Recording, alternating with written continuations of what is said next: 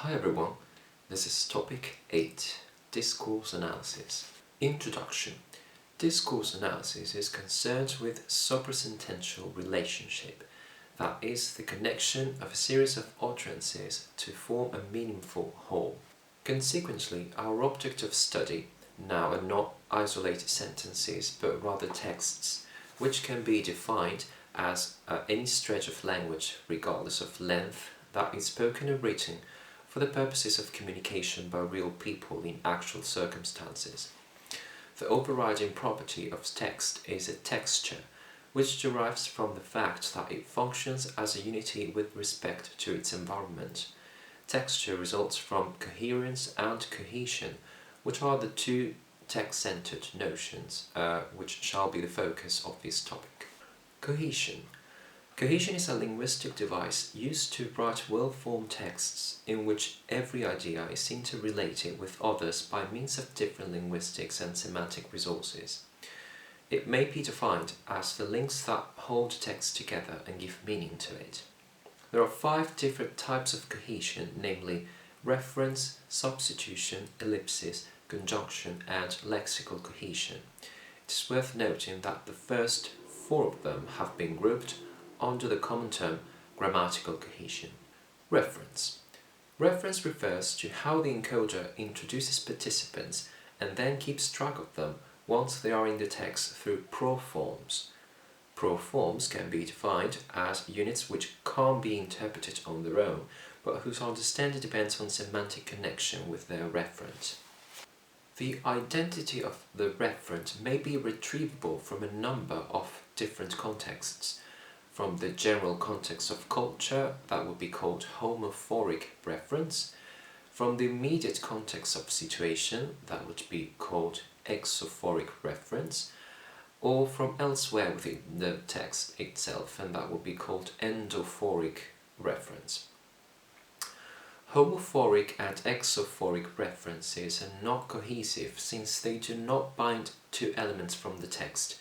Therefore, it is only endophoric reference which creates cohesion.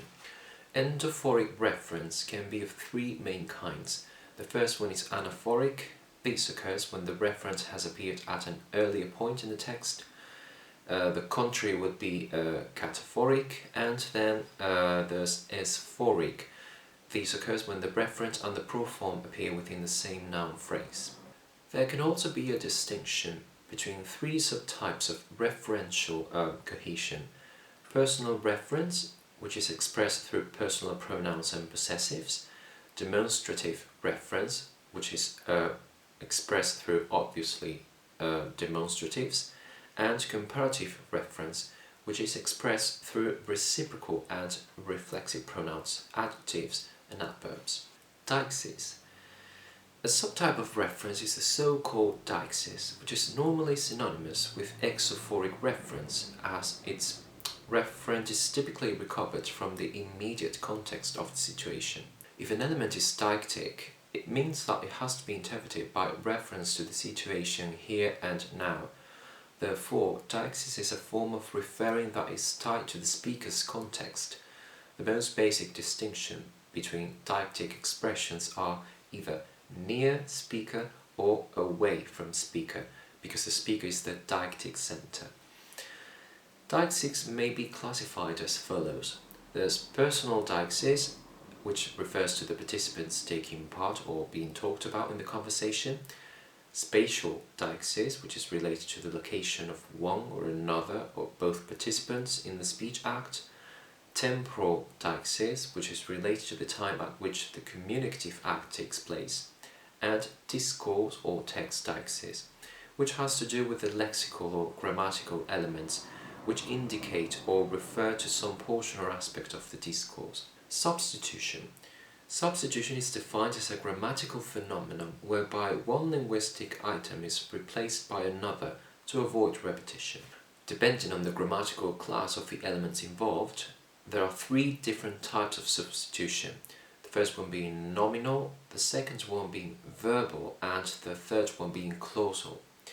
Many common substitutions are usually learned idiomatically. For example, the response is I think so or I hope so. Ellipsis. Ellipsis is defined as a grammatical omission, and it occurs when some structural element that may prove to be redundant is omitted. Ellipsis requires verbatim recoverability. That means that the elliptic word or words must be precisely recoverable by referring to the preceding text. An important condition to apply ellipsis is that the elliptic elements cannot be essential to the understanding of the sentence and, therefore, do not create ambiguity. Ellipsis can be classified as follows. There's anaphoric versus cataphoric ellipsis, depending on whether the elliptic element comes on the preceding or the subsequent text. Recoverability,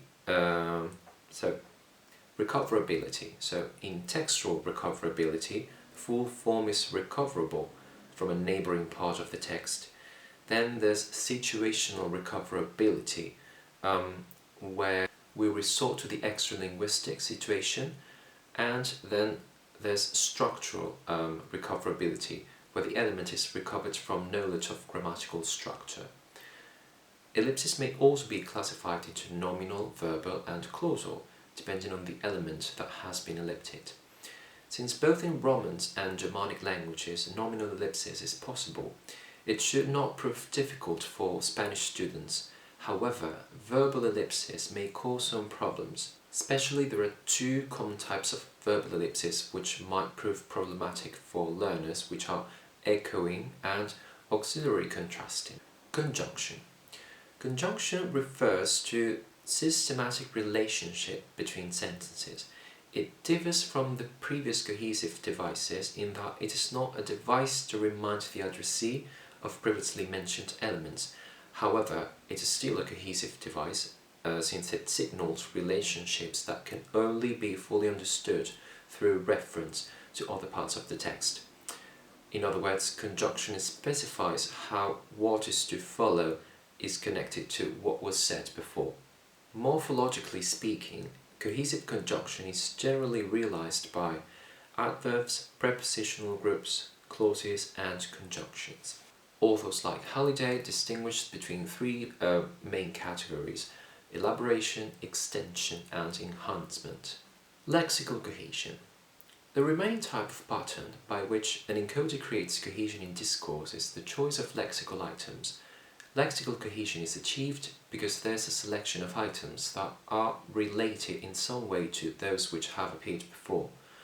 Lexical cohesion refers to how the writer/speaker uses lexical items and event sequences to relate the text consistently to its area of focus or its field.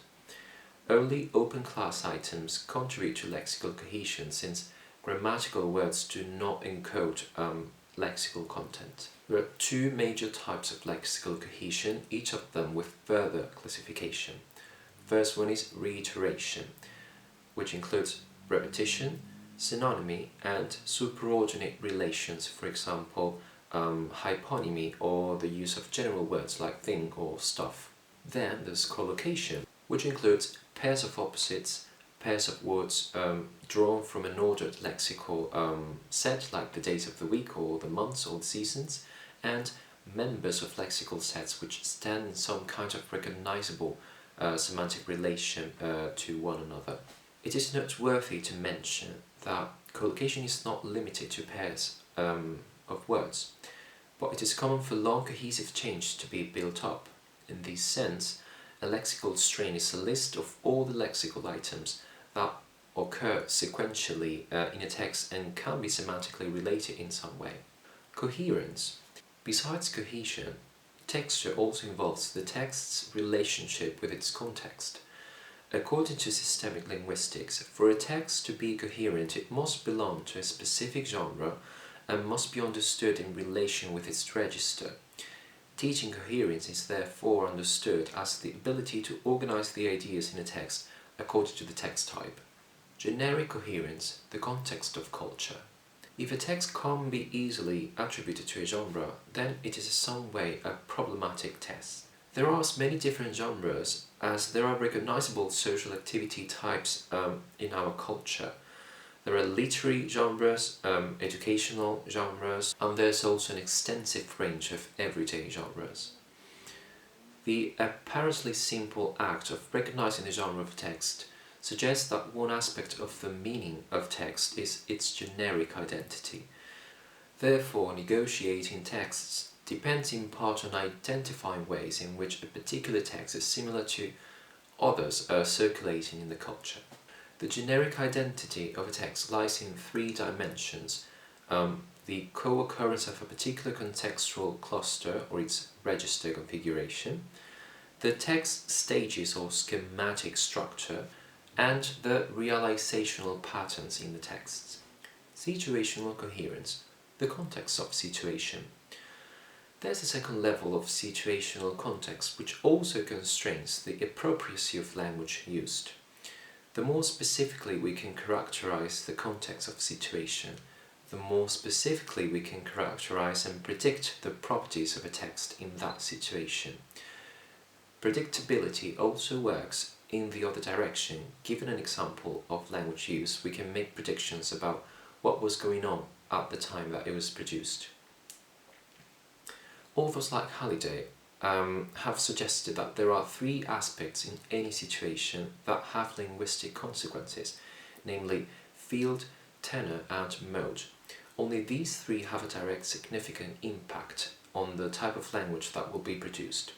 So the field is the subject matter of the text, the tenor refers to the relationship between the interactants and its formality, and the mode refers to the role that language is playing in the interaction, including the channel taken by the language, its genre and rhetorical mode.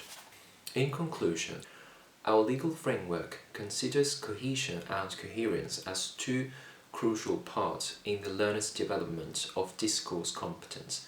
Moreover, they are essential elements to create texts, both spoken and written. It should not be forgotten that the text is central to any act of linguistic communication. All linguistic output constitutes a text, and so the text then functions as the input to the process of language reception according to the Common European Framework. Students need to be presented and encouraged to produce different types of text. By exploring natural language used in authentic environments, learners gain a greater appreciation and understanding of the discourse patterns associated with the given event, as well as the social-linguistic factors that contribute to linguistic variation across settings and contexts. Placing ourselves in the language classroom, we should enable students to know the design conventions in the community concerning how information is structured in realizing the various macrofunctions. In this respect, aspects related to cohesion are of paramount importance. Students also need to be able to distinguish the different genres, know what the purpose in reading or writing them is, and therefore know what to select. This will allow them to have some knowledge of what to expect when they read or listen, or what they should be aiming at when they speak or write. In short, as teachers, we should provide the learners with the necessary linguistic tools and strategies, according to their level of course, so as to enable them to weave a unitary text in spoken and written communication. Thank you so much for watching. Feel free to check out the other topics, like, comment, subscribe, whatever, and I'll see you in the next one.